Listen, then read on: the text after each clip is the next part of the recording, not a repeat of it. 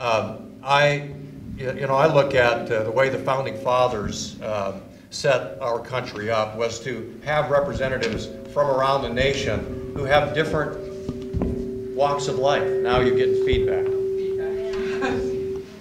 I didn't do that. Oh, he did.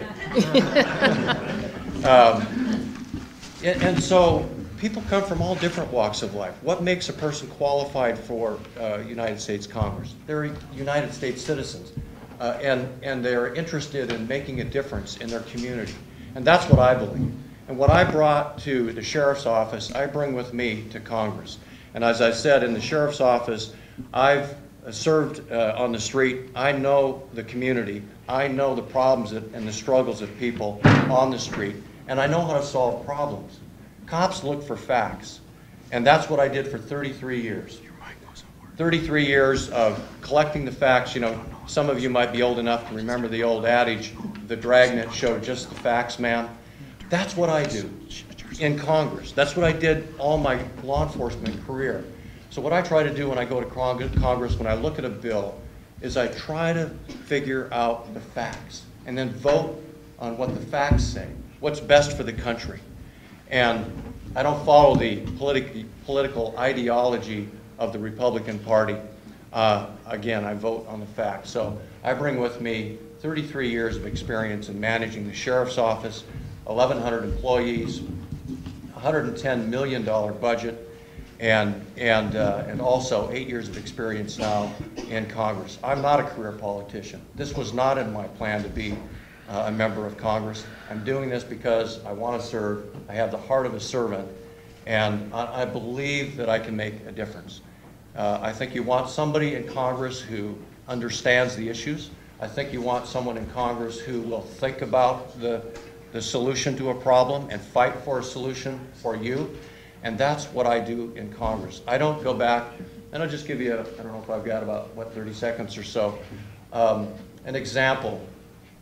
I was only in Congress for 3 months, and a vote came up for the Terri Schiavo case. You might remember the woman in Florida.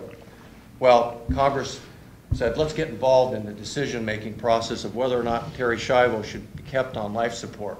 That was a Republican initiative. I was 2 years in the majority there, but 3 months in Congress when that vote came up. I walked in and voted no because I believed only 5 Republicans walked in. 3 months there, I voted no and said, you know what? The government should not have a role in deciding what happens in Terri Schiavo's life. That should be a decision made between God and their doctor and the family. Thank you, Con.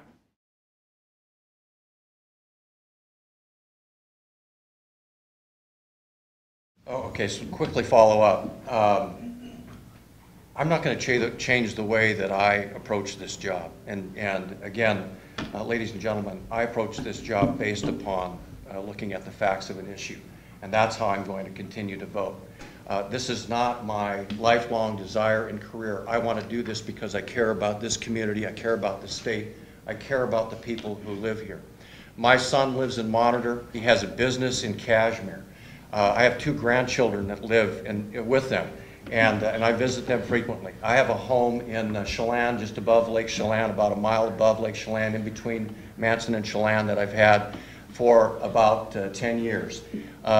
My kids all graduated from Central Washington University. All of their spouses graduated from Central Washington University. I tell folks, if you send your kids to Central Washington, depend upon this, they'll come back with a degree, but they'll also bring a spouse home with them. But that's my connection to this community, and I intend to represent it with the same fervor, the same energy, and the same heart of a servant as I have the other side of the Cascades.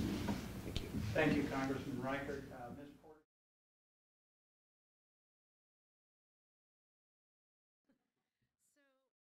The first thing I want to do is talk about this new 8th district that we're all a part of. I have found, as I have traveled from Eatonville to Wenatchee to Leavenworth, every place in between, and I will tell you it's a long drive, that we are more alike than we're not. This is a rural district. Our largest city, Auburn. We are an agricultural district. Whether we're on the east side or the west side, we care about agriculture, we care about jobs, We want opportunities for our kids. We are more alike than people have thought. And when I read the editorial in the Wenatchee World in early January, after the boundaries came out and said, wow, we are not going to be getting any leaven for 10 years, I felt really badly about that because everybody deserves to be represented. So this is an agriculturally based congressional district. The challenge is because it's so big, there's a couple things you need to do. You have to be thoughtful in where you place your district offices. You have to be willing to go out into the communities and do open forums. Listen to people, have those conversations, accept those hard questions. The challenge is, with the information people give you, you have to do something with it. Now, my opponent, Congressman Reichert, has chosen not to do open forums. He tends to do call-in forums with pre-screened questions. That really doesn't allow us to have the conversation that democracy deserves. So my background in working in the nonprofit world, working as a management consultant, working as an educator, has been about bringing stakeholders together to define shared solutions and then figure out the pathway to get there. The challenges that Congress faces, most of the issues we have, they're not yes or no solutions. We have many pathways to many different choices, and we have stakeholders who have competing visions. Our role is to have those conversations, bring people together, and find a solution that we can all agree to and accept.